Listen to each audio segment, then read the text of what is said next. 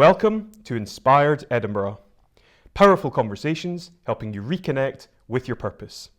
I'm Elliot Reeves, and my guest today is Kallum with a K. Russell. Kallum is the co-founder and CEO of Acorn Enterprise, an organisation on a mission to grow Scotland's startup culture. You educate and accelerate new businesses and run events for growing businesses, institutions, and organisations that want to put entrepreneurship at the heart of what they do. You're a speaker and a multiple award winner who is featured in the likes of Virgin Media's Pioneer of the Week, the Sunday Times Maserati 100 list, and the Startup Britain Enterprise Champions for Scotland. Kallum, it's absolutely fantastic to have you here. Welcome to the show. Thank you, Elliot. It's great to be here. It's great to have you here. It's been a bit of a challenge planning this one. Don't know what you're talking about. It's been fine from my point of view. But I'm delighted that we've managed to get this together. Likewise. And I'm looking forward to having a good chat with you. Absolutely, bring it on. Good stuff. So, as is usually the case, we'll kind of rewind your life and let's start at the very beginning and hear who, I suppose, Kallum Russell is. That's a good question. So I'm from Fife. I live in Rosyth, and I lived there my whole life until I went to uni. More on that later. Went to Dunfermline High School and thoroughly loved school, actually, both primary school and high school. Really? For me, it was great, and we had a great school, we had great teachers, good environment, and I made friends that I'm still in touch with, lifelong friends. So yeah, I've really fond memories of growing up in Rosyth, in Fife, and it was great. It was really good.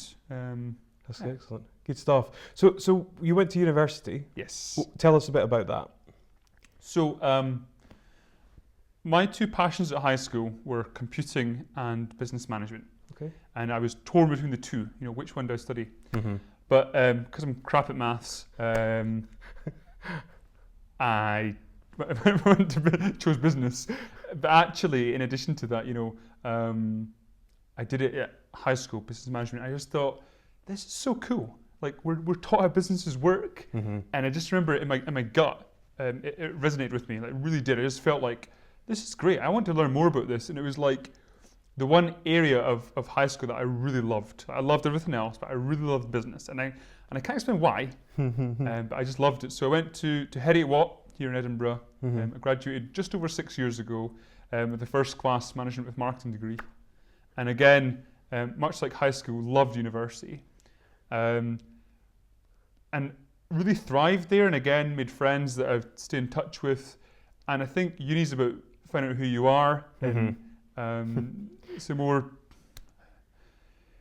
what's the right phrase? It's an environment that allows you to do that in the best possible way. It allows you to fail safely, which you have to do. It allows you to explore things, and it's just great. It was really good as well. Yeah. Excellent. And so leaving there then, what were your aspirations and what's been, I suppose, the sort of career journey that you've been on? Good question. So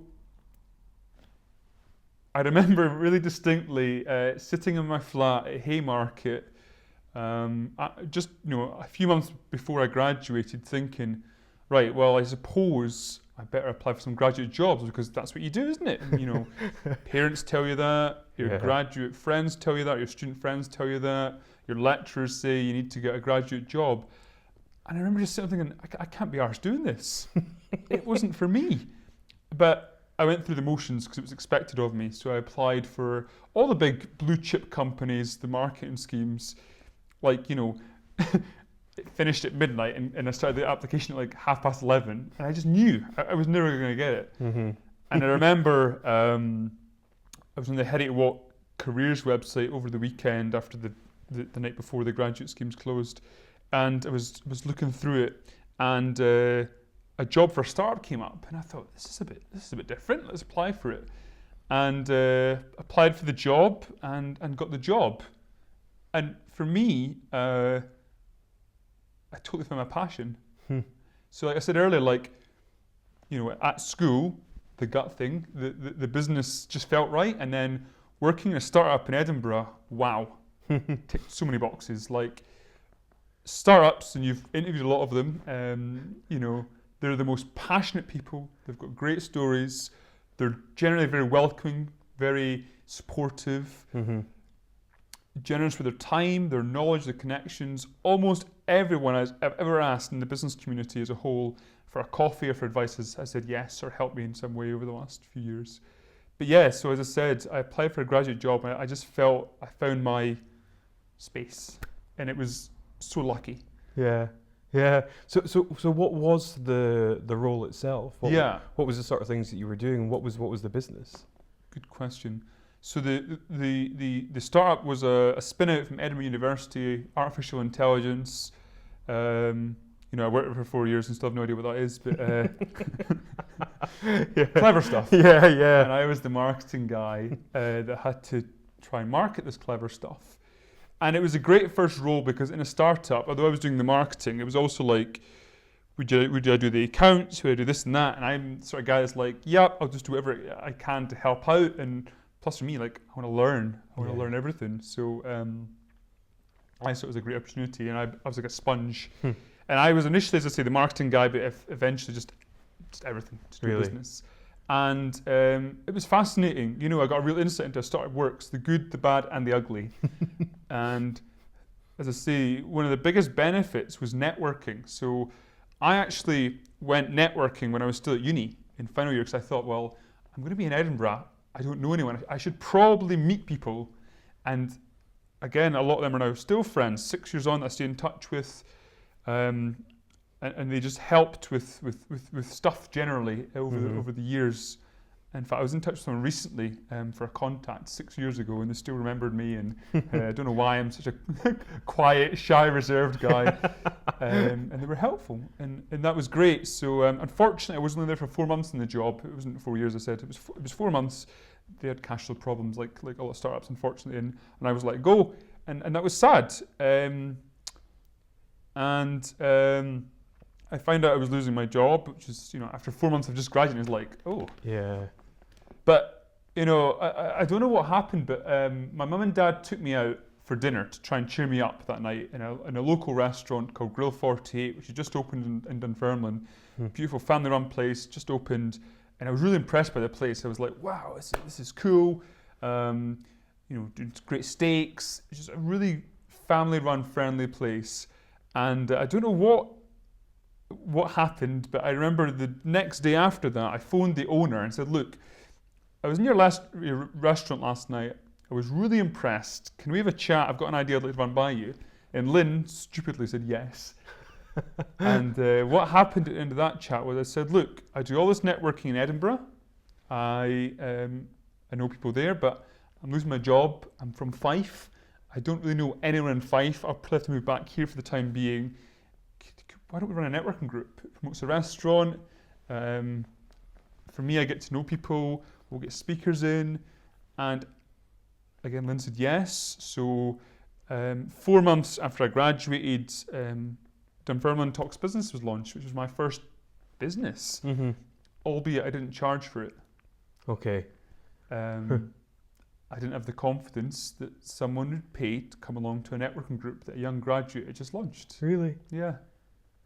How weird, isn't it? And it wasn't until I met my now business partner at Acorn, Jerry Alexander, who said, if you don't value your time, no one else will. And that, Elliot, that just smacked me, man. That was like, really?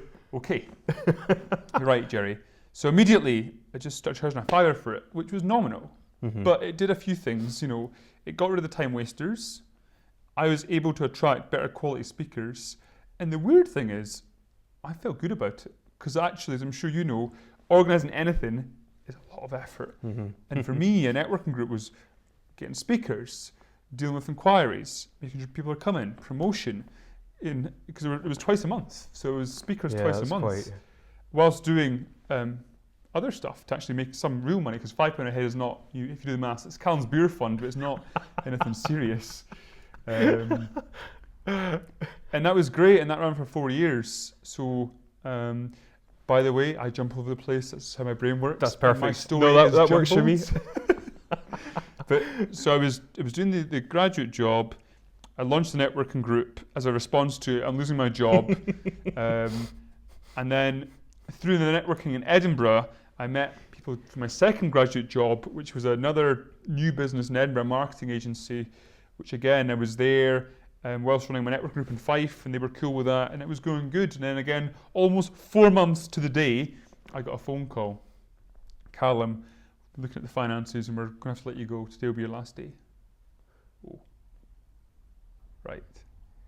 This has happened twice in 8 months after graduating from a fantastic uni with a fantastic degree of what is wrong with me. You know, it was literally, you do doubt yourself, and it was tough, you know. So I still did the networking group, and I've been a bit naughty anyway, because the whole time in both of those jobs, I'd been working on what would be my second business, an events website called whatsonlocally.com, and it was designed to promote local charity and community events, but uniquely allow them to raise extra money. So if you had an event, like if you were cancer research at an event, initially you'd pay £4 for a website, you would have your event on the website, there'd be a video, a picture, all the details about the event itself, and then uniquely a right-hand column where local businesses, say a cafe or butchers, could sponsor it. And all the money went to cancer research. So you could raise thousands of pounds extra from £4 on our site. Yeah. And no one's doing it. So there's an idea for anyone that is listening to this interview, you know, have it. Because I tried it, you know, and did that for 9 months. And when I got let go from the marketing job, I did this full time. So 9 months, I lived off my life savings, money that mum and dad had put away from me as a kid that was probably meant for a wedding or a flat or a car, probably not to piss up a wall in a startup, but these things happen. And, you know, 9 months, and I was also in job seekers allowance that whole time, and that was really difficult, really challenging. I did not have a good experience there at all. Very character building, shall we say. And it's tough, you know, because that was £45 every 2 weeks I got from them, whilst trying to run a business and live, you know. And again, 9 months of just, there's a number of issues with the business. You know, looking back, I think the reasons we didn't quite crack it were we didn't get enough time, because 9 months for a new business isn't long enough. We didn't put enough money into it, because again, my life savings wasn't enough to get a website off the ground. There was 3 business partners, and we had different viewpoints. I think the main thing as well was we didn't articulate it very well. So if you were around a few years ago, you could make us a nice video to explain how the site worked. But unfortunately, Kallum thought the best idea to promote the website would be for me to run around and have meetings with everyone. So I must have met everyone in Fife, like literally, you know, coffeed out of my face, just and that didn't work, and that was tough, you know, because it got to Christmas 2012 for 9 months and just thought, this isn't working. Money's more or less spent. I was fed up being poor. As I say, it was Christmas, and I thought, well, I've got to get a job. And luckily, my friend was pally with a manageress in a local coffee shop in Dunfermline, and got me a job for Christmas. I was there until the following September. And, you know, going back to work for someone else again was initially great, built my confidence back up, because I really was devastated, like really devastated. What were your, I suppose I'm interested in, you know, the expectations versus reality. So, I mean, you leave university, you've got your degree, you're armed and you're ready to go into the world and be a huge success. Absolutely. What did you think that you would go on to achieve versus what you were achieving? Yeah, that's a good question. We see it a lot, I can tell. You've done this before, haven't you? God, yeah. I mean, as I said, I didn't really know what I wanted to do, but I just knew it wasn't further studies at that time or at this time. It wasn't the graduate schemes, and the startup just felt right. And I felt like a complete failure because, as I said, I went to a really good uni, got a really good degree. Why would I not succeed in business? You know, why has this failed? It was literally the thought. All I could process was like, I've spent the last 4 years of my life studying this. What's happened? Like, I feel like a total failure. Like, really. And that took a lot longer than I realised to admit that to myself and also to recover from. Really did. Yeah. So what was how did Acorn Enterprise kind of manifest? What brought you to that? Yeah. You're going to have to extend this interview another 4 hours to get the full story, I think. Moving on from the coffee shop, I was there to the following September, but I was still running my networking group, which again was tough. Like, what are you doing, Kallum? I'm still in the coffee shop. It's like, right. But I always wanted to have my own business again. I had this burning desire looking for stuff. And then someone at my networking group said, you did marketing at uni. Would you do marketing work for us? I said, yeah, of course, but I have to charge you because if you don't value your time, no one else does. Yeah. It was ringing. Yeah. Jerry, he was in there. And I got my first marketing client. And I was like, why have I not been doing this for the last 9 months? I love marketing. I'm good at it. It's a passion. Why would I not? Yeah. Why would I serve coffee? You get paid for it too. And I get paid for it. Fantastic. And then I got a few more marketing clients and then reduced my hours in the coffee shop. And then a positive curveball happened this time. So we had the two negative ones. The Carnegie Trust launched Test Town, which was a UK-wide competition where they were giving the winner 10 grand. And having lost or spent close to that on my events website, I thought, well, this is good. I can break even again.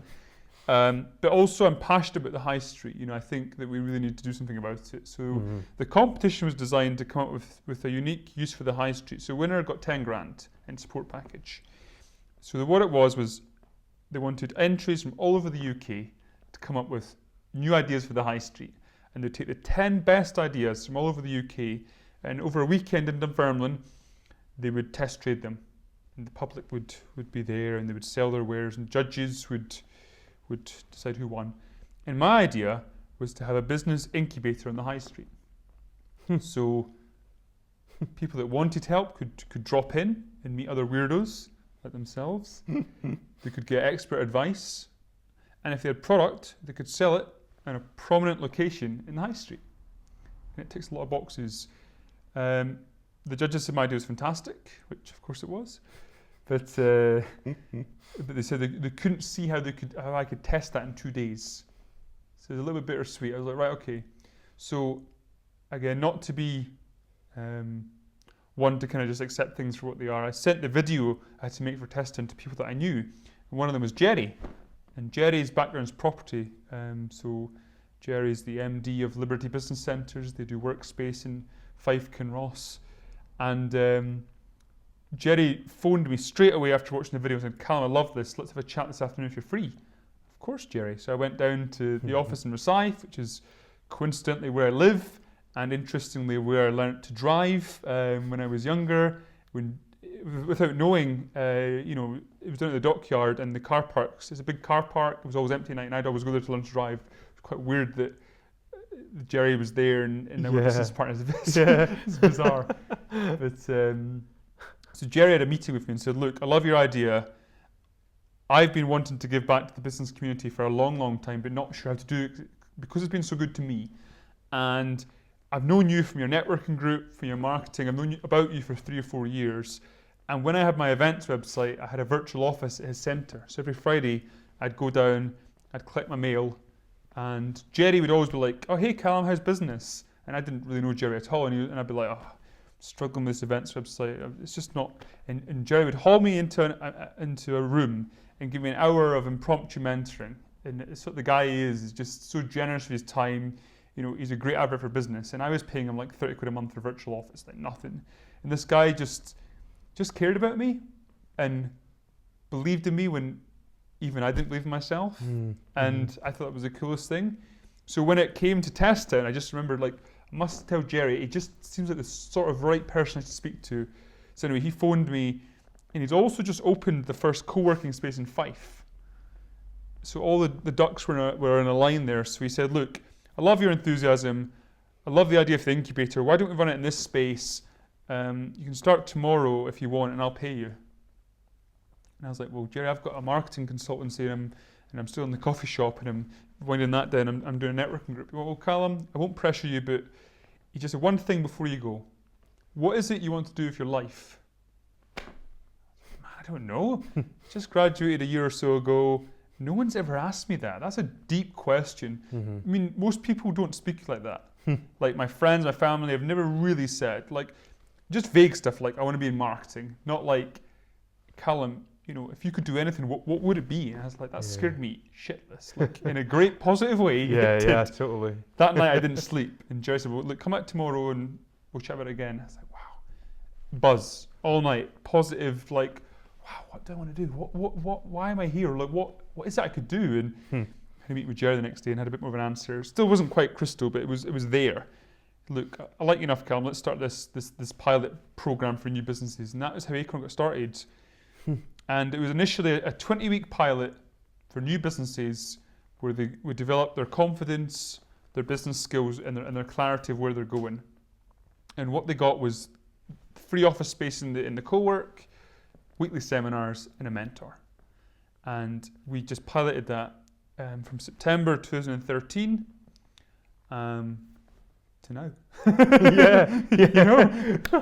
And Jerry paid me one of the biggest compliments ever. He said in the November 2013, he said, look, I don't want you to be an employee anymore.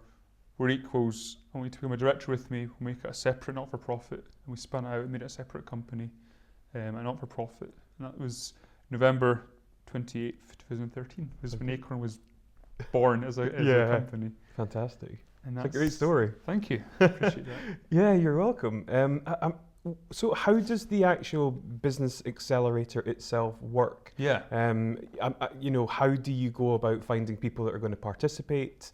And we'll kind of come to this, but what are the things that you've learned having done it, and what way has it kind of evolved as well? Okay. I won't say good question. I've said it 8 times now, but you're just full of good questions. This is really, you're fully landed on your feet with this gig. So how does it work? So as I said, they get the space, the weekly seminars, and the mentoring. The seminars are all business people. They don't charge us. They want to help us. They do it to give back, to help the next generation of entrepreneurs. They're business owners too. We're really passionate about that. Equally, the mentors, they're business owners. They get it. They want to give back, and they believe in our mission, which, as you said earlier, is to grow Scotland's entrepreneurial culture. That's why we do what we do every day. What I actually say is, we're on a mission to grow Scotland's entrepreneurial culture. Oh, that's I didn't want to cut in earlier, but if you're going to do it, Elliot, just do it properly. That's what we do. So that's our mission. That's what drives us. That's what we believe in.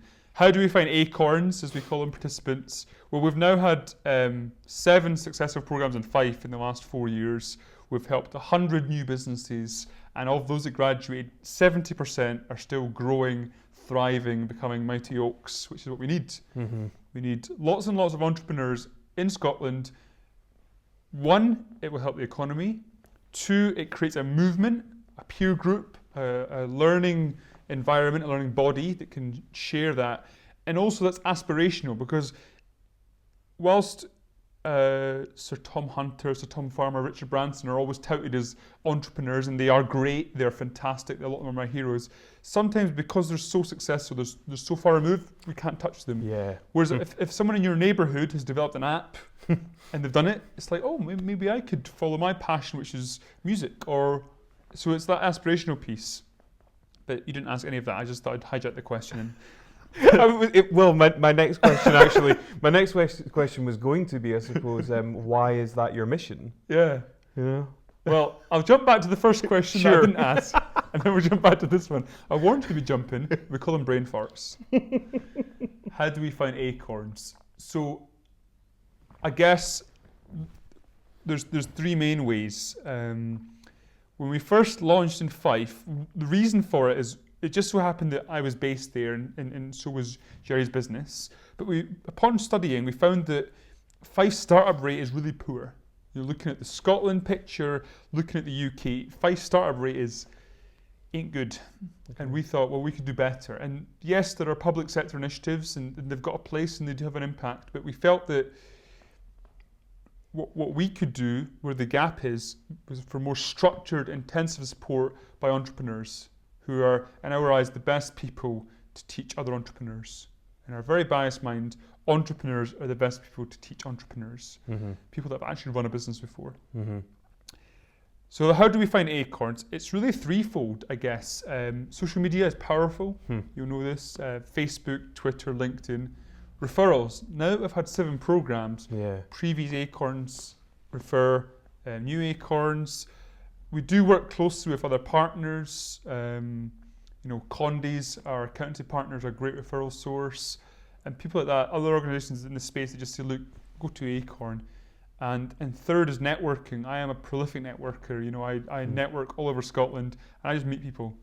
I was in Dundee a few weeks ago, and I met 3 people in one day that I think could be good acorns for our new program there. So it's like, and Jerry's a big networker too. So social media, referrals, and networking is how we find our acorns. Mm-hmm. And we've got a rigorous process. We've got up to 15 places or so to give away in each program. Not everyone that applies gets a place. We do have an online form, and if you score highly enough on that and the criteria, we'll get you in for an interview. Not on camera, but maybe in the future. Yeah. And again, if we like your chat, we'll offer you a place. But it's very competitive, very selective, Mm-hmm. and we're always oversubscribed. So that answered the question there. Yeah. The new one was, why are we doing this? Yeah. Why is your mission your mission? Why is our mission our mission? Well, as I kind of hinted there, Fife needed us. Mm-hmm. Yeah. Fife needed us. Yeah. And now, having done it for 4 years, we realised it's not just Fife, it's beyond. And so we changed our mission, which was always to grow Fife's entrepreneurial culture 3 or 4 years ago, to now Scotland. And now we're realising actually it's wider than Scotland, because in April this year we had our first gig down in England, our first client down in England. We realised, hey, they've actually got the same issues down there. So it's almost like we need to change our mission again to be the UK's entrepreneurial culture. And then maybe when we speak in a year's time, it'll be Europe and in the world, who knows. But I think partly it's because we feel that whilst there's great support in Scotland, there are gaps. And whilst the public sector has its place, I feel that the private sector can also be a real player there as well. Yeah. And personally, why am I doing Acorn? For me, it ticks a lot of boxes. So I've had a lot of self-reflection over the years, and more so recently, and kind of thinking, well, as I said, what is it I want to do? Mm-hmm. Who is Kallum? What does Kallum want to do? And sort of boxes that I've ticked with Acorn are, I want to help people. I can't explain why that is. I just want to. I think part of it is my upbringing. My mum is, a few years ago we had a really bad winter, and my mum was the first person to go around all the old folk on our street to say, look, I'm going to Tesco, do you want anything? That's sort of my mum is. She's so selfless, that was. Yes. Yeah. My mum's just the most kind, caring person ever, and that rubbed off on me clearly, so I want to help others. I love and I'm passionate about entrepreneurship, marketing, startups from when I graduated. And again, I don't know why. For me, it's just that gut thing again. And with someone with gastritis, you've got to be careful when you listen to your gut. But I do believe there's a fit there. So I'm passionate about it. I enjoy it. Mm-hmm. I enjoy it. It challenges and develops me. It pays. Getting paid to what you love, that's kind of the essence, isn't it? That's the dream. And I've met some really, really interesting people, both acorns and others. It's just it's just been amazing. That's great to hear. That's why I'm doing it, is for all of those things. Yeah. So what are some of the things that you actually, I suppose, impart onto the acorns? What do you sort of teach people, and what way are they mentored? Great question. But pause just now, because I did warn you I was going to take some water.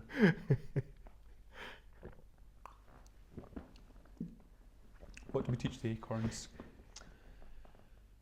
I think, so we recently just had the graduation from the 7th programme. I think the 3 main things we like to impart with them are self-belief / confidence, which I'll go into more detail in a second, be consistent, and take action. And a bonus one is have clarity of where you're going, your vision. So I think the biggest thing that holds everyone back is self-confidence, or a lack of. Lack of self-belief is why you don't chase customers or potential customers, why you don't chase outstanding debt, why you underprice yourself, why you're not marketing as well as you could or whatever else, why you don't go after bigger, better clients. So massive. The biggest battle you ever have in your life is your head. You know, it's for everyone. And some people's battles are bigger than others. So I think, yeah, we teach them to fight themselves in a positive way, like, or at least be aware of their thoughts, and then how they can do, like, mindset is the biggest thing, hands down. And that's a massive gambit, you know, but mindset is the biggest thing. Taking consistent action. So rather than just tweeting and then not, and Facebook and then not, and then, you know, whatever else, it's better to just be consistent the whole time. And one of the reasons Acorn is 4 years old is because we haven't given up. There have been times we've thought about it, believe me. It's a tough sector to be in, especially when there's so much competition from the public sector and the private sector. But just being consistent and just keep on keeping on. Sometimes you have to throw in the towel and go, this isn't right. So like my events website, you have to say, look, this project isn't quite right. Next. It would have been so easy to get a job, but that wasn't for me. But yeah, you have to be honest with yourself and think about, well, what's the most I can lose? What's the worst case if this goes, you know, belly up? And it's maybe a bit more complicated, or certainly you have more to think about when you've got a mortgage or a family or whatever else. But it doesn't make it easier or worse. But, you know, consistent action's where it's at. And then the final one is having clarity of where you're going. Elliot, what is it you want to do when you're older, or what is it you want to do with your life? Yeah, it's important to think about that early, and I'm so glad Jerry asked me that 6 years ago and has made me have sleepless nights since then. But constantly questioning that, because it does change as you get older. Definitely. So I think that would be it. Just we help them with their confidence is the biggest thing, their clarity, their business skills, and taking action, because it's fine reading textbooks if you did at uni, and it's fine doing 80-page business plans that take 8 months to do for no one. But actually taking action and getting immediate feedback, either positive or negative, is probably the best way to go. Yeah. So yeah. 100%. I'm massively behind that. Good. We're going to get on. Well, we are getting on. Of course we are. Of course we are. So what's the kind of the longer term vision then? Where do you see this going? Where do you want it to go? Where do we want Acorn to go? So there are now 3 parts to the Acorn business. So we have the accelerator program we've spoken about extensively. As I mentioned earlier, we're growing, we're branching out, pun intended. I'm the point guy, by the way. That's kind of my role. We've done now 7 and 5. We've been looking to branch out for a while. We know that there's need for a Acorn accelerator elsewhere, so we're delighted to say we're going to be in Dundee. This is a plug. We're going to be in Dundee on Tuesday, the 5th of September, 2017. Is the next program. We're really excited. Dundee is so cool. Like, I've had the privilege of being there a lot recently, just with the accelerator, getting ready for the launch and everything else, and meeting potential acorns and meeting people in the scene, and there's a real vibrancy, a real energy, real edginess, quirky, cool. It's a great place for a startup, and we're literally in one of the coolest streets in the heart of Dundee, right next to the Caird Hall. It's just fantastic. So there's that's in the imminent future, but more long term. So Acorn's not funded. Yeah, yeah. You know, elephant out the room. We haven't had no funding in 4 years from the government, from the council, from anyone, and you know that's been challenging to the least. I mean, other people in this space have managed to secure funding. That's great. However, you know, we're really proud of what we've achieved with no funding ourselves as entrepreneurs, seeing commercial opportunities, going out, finding our own customers, and using that money to fund our free accelerator. It's a social enterprise model in its best essence. We're super proud of that.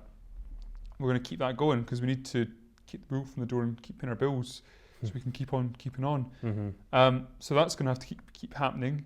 So to that end, our main revenue sources are corporate sponsorship, so Liberty Business Centres, Condes, others have put money into the program because they believe in what we're doing. 3D printing, we do 3D printing as a revenue source. We do workshops and we work with private clients to prototype, and that brings money in. And also on the program, if we have product-based acorns, they can prototype their ideas for free. program. And the third revenue stream is we're also in the university and college space. So we work in student enterprise, where we work with both staff and students to do with enterprise activities. And we've now worked with 8 universities and colleges across the UK in the last 4 years. And we're really, really excited about growing that part of the business this year in particular. It's the bit I enjoy all the Acorn, don't get me wrong, but because I'm an eternal student, I'm not wearing a hoodie today. It'd be quite cool if a hoodie made out of that, actually. But can you get me one, please? You're the man who's going to do it. I'll try. Well, no, just do it. There is no try. Yoda. Yeah, that's the vision. Is just to keep the Acorn machine going and keep doing what we're doing and making a difference to so many lives. Mm-hmm. Excellent. You mentioned earlier on about it was Sir Tom Hunter, Sir Tom Farmer, Richard Branson. Yes. Prolific entrepreneurs. How do you define an entrepreneur? Oh, shock.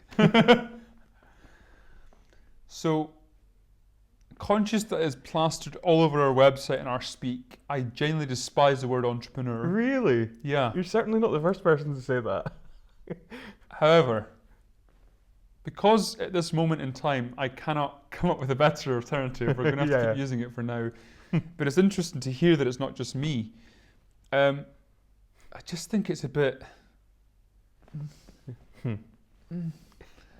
And people that call themselves entrepreneurs...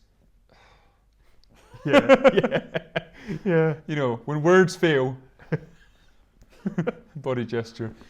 What is an entrepreneur? It's someone who sees things differently, solves problems, and helps other people. And that's quite a wide definition, because you can be an entrepreneur in the traditional sense of being a business owner. A bit like Acorn, our main goal is to make a real difference, not to make as much money as possible. So our driver is a social objective. We need more entrepreneurs in charities and corporates and public sector, people that are not afraid to go against management, go against the board, kind of mavericks. So they see something that they think, actually, that could be better. And they do something about it. It's an important part. Mm-hmm. What annoys me the most is when people say, I'd love to have my own business, but I don't know what I do. I mean, that's forgivable. That's fine, right? That's okay. But when people say, I thought of Google, that was my idea 5 years ago, or rather 20 years ago. Yeah. I thought of that, and it's like, well, you didn't, because you didn't do anything about it. So, yeah, absolutely. So that's it. That's the best you're getting, really. No, I mean, I love the way that you define entrepreneur. That's one of the best I've heard, actually. Oh, good. So no, it's great. I'd really like to kind of peel back the layers of the onion a little bit. Okay. And address some of the kind of deeper, more philosophical topics at this stage. I mean, the show really is about a lot of what you kind of espouse, I suppose. It's like doing something that you really love doing. Yes. Following your passion and kind of aligning that with a deeper purpose. In terms of a purpose, what do you feel at this stage in your life is your purpose? My purpose. I think I said it earlier. It's to help people. Mm-hmm. My purpose is to help people. And again, I think it must be part of it is my mum and her influence on me growing up. And I think one of my gifts has always been humor. So like how I deal with bad stuff is humor. So I make a lot of jokes to mask how I feel. So like, and I was thinking back about this recently. So like at high school, my wall was my comedy, my humor, and that's how I dealt with being a teenager and those hormones and those tough times was that. And dealing with a lot of tough times, humor is my coping mechanism, if you like, and that can be twofold, because sometimes if you're too all over the place, as I sometimes am, people maybe think that, well, he's not that serious, or you never take anything seriously, it's too horizontal, and that is true most of the time.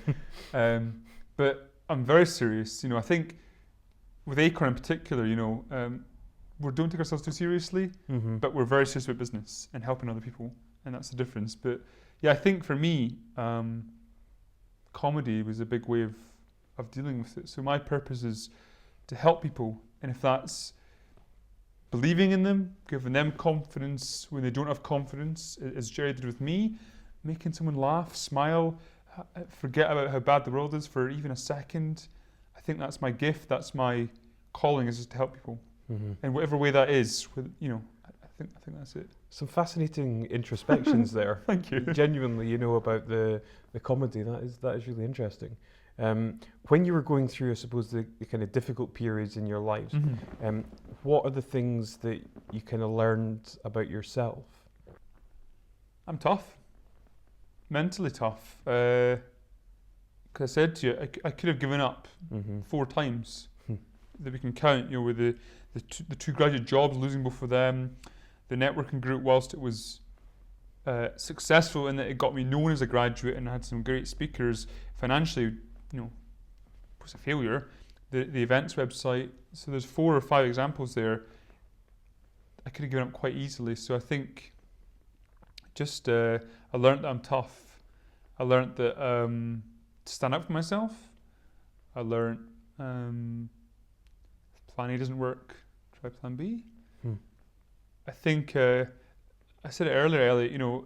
If you believe in it, you can do it. And it's funny because it's like people talk a lot about that, but they never really do it. It's funny, like it's almost like a cliche, isn't it? People say, if you can believe it, you can do it. But people don't believe it. Yeah. Because I said earlier, it's your brain. If people could just understand that the only thing ever holding them back is their brain. Like, I don't know the exact figure, and I did until just now when I'm on camera, but I think it's something like 75 trillion pounds change hands every day, or some ridiculous figure. And as business folk, our only job, really, stripping away the emotion, is just to grab a little bit of that action. And that's it. Yeah. So, I think that's it. That was great. This is a long way in the future, but yeah, it would be interesting to hear what you think on this. What do you think you'd like your legacy to be? Wow. That's like the onion has now been shredded, and you're really now at the bit that really makes you cry. So hopefully I won't have too many tears. I've got Kleenex, by the way, it's fine. Other hankies are available. But legacy, wow. I think certainly someone who enjoyed life, that didn't do harm to anyone else, that helped the people, that did want to put other people first and leaving a lasting impression that's positive on the world in some way. Just something that I can be proud of and that my family can be proud of. Just to say he existed, and more than that, he didn't just exist, he actually took life and just shook it. Yeah, I think that would be good. What's your definition of success? I think it's different to everyone, isn't it? Some people are motivated by money, some by power, some by wanting to help other people. Success to Kallum. I think I'm going to steal a phrase from one of the Acorns. I just want to do shit that I enjoy, that helps other people, and that I get paid for. That's success. If I can wake up every day and go, I'm getting paid today to do something I love that helps other people, I think that is just amazing, and that's success. Great. That's good. Good answer. You've certainly amassed a number of really high-level awards, and for a young guy, you have achieved a really impressive level of success. What do you think are some of the traits that you have that have led to that? I'm eternally optimistic. I see things differently. I believe myself. And I didn't, as I said earlier, with my events website failing, that was a big blow. But I think back to the Dr. Pepper advert, what's the worst that could happen? I'm still alive. I didn't die, as I felt like I had at the time. I lost a lot of face, but I just think, and again, I can't explain it. So like, it's funny, we're clearing out the house just now, and I found like my mum and dad are quite interesting. They have all our school report cards forever, like way back to primary school. So we're reading them, just a family, just as a bit of fun. And it just said like primary 1, first year of primary school. Kallum is so enthusiastic about everything, and that was the same in every single year from then on. Like every year, just Kallum is so enthusiastic. Kallum is so enthusiastic. And again, it's like, I can't explain that. And it was almost like, well, if you're enthusiastic at age 6, of course that's going to continue, right? So, and again, I don't know why that is. It's from upbringing, but that I'm just enthusiastic about everything. Perhaps too much sometimes. But and another thing we found, and it's funny that they kept this. I distinctly remember this. This is a very vivid memory I have from primary school. I think it was primary 5 or 6. Right, you got the year wrong, so it can't be that vivid. And it was a bit of homework in maths. And like I said earlier, maths is not my strong point.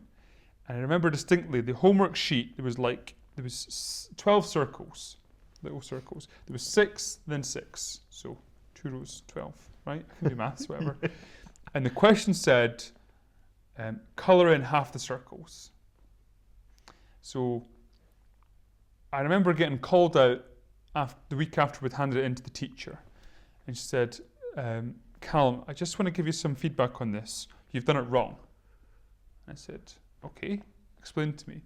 And she showed me some of the other people in my class, the homework sheet in maths. And they'd coloured in 6 of the circles of the 12, fully, just coloured in. And because the question did say colour in half the circles. But what I did was colour in all 12 circles, but only half of them. So I did it completely differently. So Kallum, you're the only one in the whole class that got that question wrong. And I was like, well, it's not wrong, because actually half the circles are all coloured in. Yeah. And I remember then just thinking, maybe I just don't think the same as everyone else. And actually, when you're at high school, you're bullied for that. And I was bullied, quite horrendously at high school. But then everyone is, right? And it's character building. But then at uni, you're like, it's an environment to thrive, and you can celebrate people's individuality and their everything else. So my weird, wired up way of thinking, I found other weirdos at uni, and now having my own business, other weirdos who are now my best friend that have got their own business, because having your own business, people don't get it. Like your girlfriend, your family, your friends, they just don't get it unless they do it or they've done it themselves. So I know we've gone way off track there, but that's why I do. I love it. No, fantastic answer. Yeah, genuinely. I think that's such a, it's kind of typical of the education model. I don't want to sound as though I'm always on the hate train, because I'm really not. It's just, you listen to somebody like a Sir Ken Robinson, who's done some prolific TED Talks and talked about how education teaches us out of creativity, and the way in which you went about a question, which, I mean, you did it correctly, but it didn't fit the model. Yes. Whereas in the outer, in the real world, if you like, being able to see things at other angles is an asset. Absolutely. So we've got that on film now, Mrs. Teacher, that I was right all those years ago, because Elliot said, so if you're watching, you were wrong. Who or what inspires you? I mean, I'm going to embarrass him a little bit. My business partner, Jerry Alexander, is a huge inspiration. As I said, he believed in me when I was in such a delicate situation, when my first startup was more or less failing, and he still saw something in me. And that was a huge deal, to have someone like Jerry believe in me. And having now worked with him for over 5 years and been mentored by him and see him most days, he's a huge inspiration. He's a huge role model. Mm-hmm. He's more than a mentor and a business partner. He's a really good friend, actually. So Jerry's a huge inspiration to me in all ways. And then there's the cliched ones, Richard Branson, Elon Musk, people that are really doing great things. And here in Scotland, Jim McCall, I think he is just fantastic. He's probably the coolest entrepreneur we have in Scotland, I think, by a mile. Great answer. Great answer. Where do you see yourself in 5 years' time? I'll be in that seat. You'll be in this seat.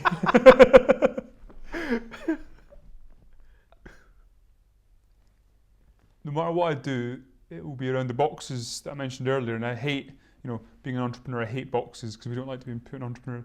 I just call myself an entrepreneur. Oh, how hypocritical. We'll just cut that out, I think. Boxes. Okay. In the half-colour in circles that I got right, I'll be involved in a project that makes me happy, that helps others, that makes a difference, that I enjoy doing, that pays. What that is, I don't know. It might still be Acorn. It might be something else. But fundamentally, one of my core drivers, as I mentioned, is helping other people in some way. And just in whatever guise that is, as long as I'm happy to. But I am happiest when I'm helping other people. Yeah. Nice.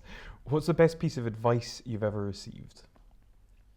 One that really hit me, much like the Jerry one earlier, was at university at Headache What.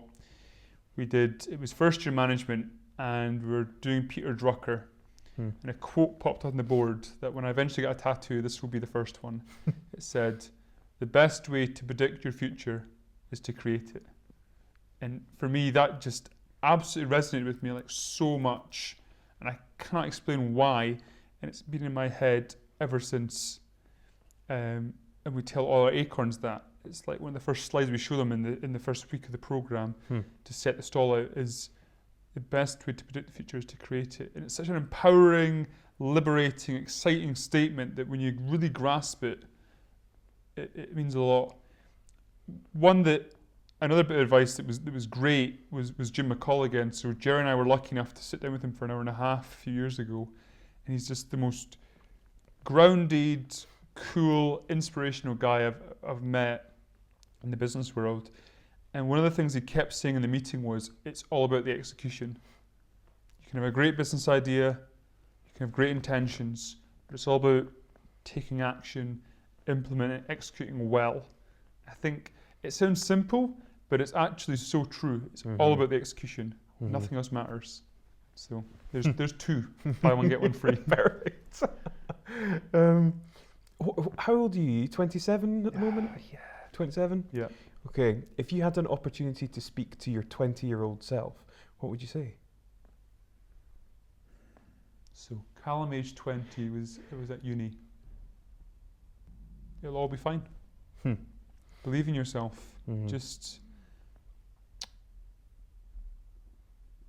I'm a believer that, and we had this chat earlier about the universe aligns itself to help you.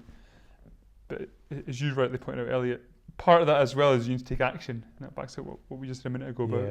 So there's having the vision and the clarity of where you're going, but also you have to do something about it. You can't just wait for the phone to ring. Make some phone calls, and maybe the phone will ring back. That positive karma. So yeah, I think I tell myself, don't worry, it'll all be good. Keep going. Enjoy the student life more. I mean, I did, but really enjoy it more. And yeah, it'll all be fine. And believe in yourself, as I have done, and just, everything happens for a reason. And that would be it. Here's the thing. You mentioned Peter Drucker, who's written some amazing stuff. And when we were chatting earlier on, you said that you really enjoy your reading. Yes. What are some of your favourite books? What are some of your favourite resources that have really helped you? Yeah. Water needed. It's a hot day. You can't tell, but it's hot. All these probing questions. Lie in a dark room. Right. Favourite books. Can I give you 3? Absolutely. Maybe even a bonus one, because I'm an entrepreneur. Don't listen to your rules. Jerry recommended that I read Rich Dad, Poor Dad by Robert Kiyosaki. Yeah. If you've come across that. I sure have. Yeah. There's not many that have gone past me. Right, well, I'll test you then. Just a great book. And, Yeah. and for the people that perhaps haven't read this or are watching it, it talks about the value of time and money and the trade-off and kind of using your money to buy back yourself time and vice versa, trading your time for money. And it's a great book for how to generate passive income, be that from property, writing a book, owning an asset that brings in money that allows you to kind of buy back some time. So a great book, changed my mindset completely. And Jerry, as I said, told me to get that pretty much soon. I was like, well, I'll listen to you, Jerry. You're not often wrong. So that one. The E-Myth by Michael Gerber. Yep. Michael E. Gerber. Written in the 80s or whatever. Still probably one of the best seminal books for new business owners. The longer title is, why most small businesses don't work and what to do about it. And it's a bit waffly, so sorry Michael, but it is. It talks about a woman that owns a cake shop, and it's a bit waffly, like would you like some more tea, a bit padding. But the last, if you persist, the last chapter talks about a 12-step plan for implementing your business, the E-Myth, whereby, the concept is you should be able to, the business should run without you being there. So that if a new member of staff comes, or if you sell it, the person buying it has manuals and processes and systems that work without you, the owner, being there. Because the owners should not be doing the doing all the time. They should be working. He was the one that coined the phrase, work on the business, not in the business. So that's a great book, and again, we recommend all our Acorns read that. And what was really cool is I actually got to meet Michael Gerber, because the Acorns on our 4th program, I think it was, paid for me. He was speaking in Glasgow, and he paid for me to go VIP. And the strangest thing was, and it was great, I got up there a bit late, shock. That's one of my worst traits. And we'd pay a lot of money, or I hadn't, but people would pay a lot of money for VIP. It was a separate. Before the gig started, there was a buffet, and he was in the corner, milling around people, but no one was speaking to him. And I arrived a good 10 minutes late, and I was like, right, you've all paid upwards of £700 to be here. The guy's over there, why would no one speak to him? So I just went over and started speaking to him, and I got 10 minutes of his time. The guy was 86, he had the most energy of all time. He's like, why is Acorn not in America yet? I was like, well, we're just finding our way in Fife. He's like, why are you not in America yet? And he's like, Callum, you're just doing it. You need to work on it. And I was just like, okay, Michael. And I got a wee selfie with him. It was great. So that's book 2. Oh, brilliant stuff. 3 or 4. I've just recently read The Undercover Economist. Okay. You read that one? No, I haven't read it. It's good. My friend Ben gave me that at high school, and I've had it for all these years, about a good 10 years, and not read it yet. I thought, you know what, I'm going to read it. And it actually makes economics really friendly, because I said I'm not good at maths. And it breaks it down, and everything revolves around it, whether it's a coffee shop, property, land, and it's just countries, and it just makes you appreciate the world through a new lens. And you just kind of, that's where that is actually. And it really hurts your head in a good way. It makes you question things a lot more, and just for that reason, it's a great book. And I did say I'd have one more as a bonus book. Think and Grow Rich by Napoleon Hill, a classic. I've only read it once, and it's the heaviest book I've ever read in my life. Not like, although it's quite weighty, but it was written in like 1926, I think, so it's almost a century old. And the language is heavy, the content's heavy, the ideas are heavy, but if you try and get past that, wow. And the book is called Think and Grow Rich. Again, it's back to the mindset stuff. It's not about work hard and grow rich or whatever else. Some of the stuff's quite weird and out there, but some of it's practical. Like, one of the things is have a mastermind group, people around you that are either at the same level or a step in the ladder above you, just to meet with, have that accountability, have that peer support. And that's what we do at Acorn. We do that mastermind group every Friday. So he does actually say in the book, make sure you read this book at least 5 times, and then only then you'll start to understand it. So I'm going to try and read it every year, because I read it last year. I'm going to try and read it every year just to dig deep into it. But there's 4 books for you. Great stuff. Good, really good. I haven't heard of the third one, The Undercover Economist. Yes, I think I've heard of that. Tim Hartford is the author. Okay, it's good. I'll have a look at that. The other ones I'm very familiar with. Good. If you had the opportunity to change anything in the world, what would it be and why? this sounds cliched, and it's perhaps an impossible dream, but I'd just like everyone to get on. We have close to 7 billion people on this planet, and if we were all, imagine we're all pulling in the same direction, all positive, instead of fighting all the time. Amazing. Imagine how amazing the human race would be and how great Earth would be.